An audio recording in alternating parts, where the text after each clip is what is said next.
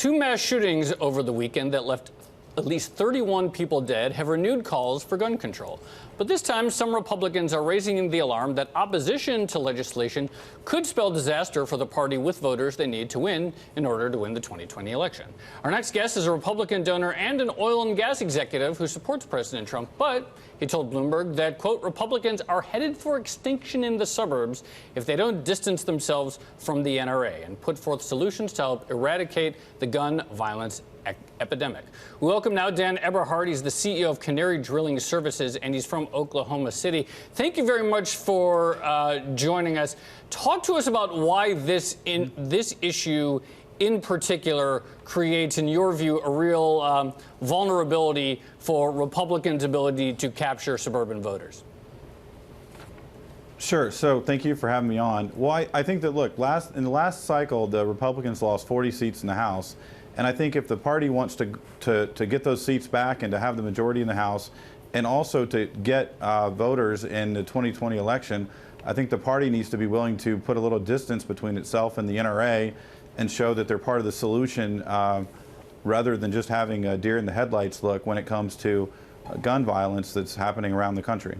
So, Dan, why are folks in the Republican Party so resistant to this, despite the fact that you have polls that show the majority of Americans want some type of expanded background check, some type of increased gun control? The majority of gun owners also want the same thing, and even a significant portion of Republican voters appear to also side with this issue. It doesn't seem very controversial from a political standpoint, so why not embrace it? Well, I think that what's going on is the NRA has got the Republican Party in a set of vice grips, but the country has moved and the violence has just become too much, and we've reached a boiling point. I think that what needs to happen is we need to see common sense solutions that respect gun owners' rights and respect law-abiding people's right to own a gun, but we've got to address the gun violence issue, and we've got to come up with solutions. And I think the Republicans just continue to look like they're, caught in the headlights and staring and don't have any solutions on this problem. And I think that they need to admit that it's a problem and embrace finding solutions and working with Democrats and working with the general public to find solutions to gun violence. And I think that the Republican Party hasn't done enough to do that. How can they actually distance themselves from the NRA? Well, one example is what Governor Rick Scott, now Senator, did after Parkland. So I believe 17 people died in the Parkland shooting, and Governor Scott said, look, we're going to raise the age to buy a gun from 18 to 21. We're going to have a 3-day waiting period, and the NRA loudly rebuked him, and he received a lot of stiff resistance to that.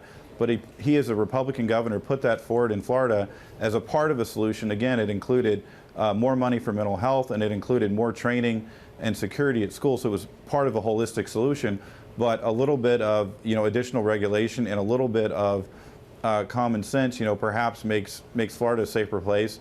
And Rick Scott, as a Republican governor, was able to get that done, and then the same year stand for election to the United States Senate and win. Dan, I think in 2016 there were a fair number of suburban voters who maybe they didn't like Hillary Clinton, they didn't like Trump, they kind of held their nose and voted for Trump maybe. Do you think beyond just the gun issue, there are other things that the president has done, particularly on the tweeting, other topics that are going to make it a little bit harder for those same voters to pull the lever in his favor this time around? Well, I think the roaring economy is going to make it easier for them to pull the lever, but I think there's a lot of people out there that like Trump or like Trump's policies, but maybe don't like the tweets, maybe don't like the tone, or maybe don't like the style, but they fundamentally like the policies and they fundamentally like where the economy's at. So, Dan, I mean, you're obviously very tapped in with the party here. If you had the president's ear today, specifically on the gun issue, what would you tell him to do?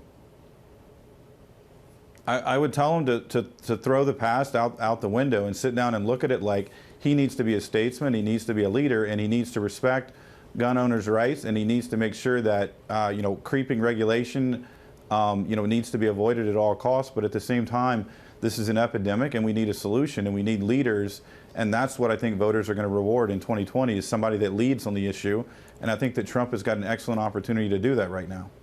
Dan Eberhart, thank you for giving the opportunity for us to speak to you today, CEO of Canary.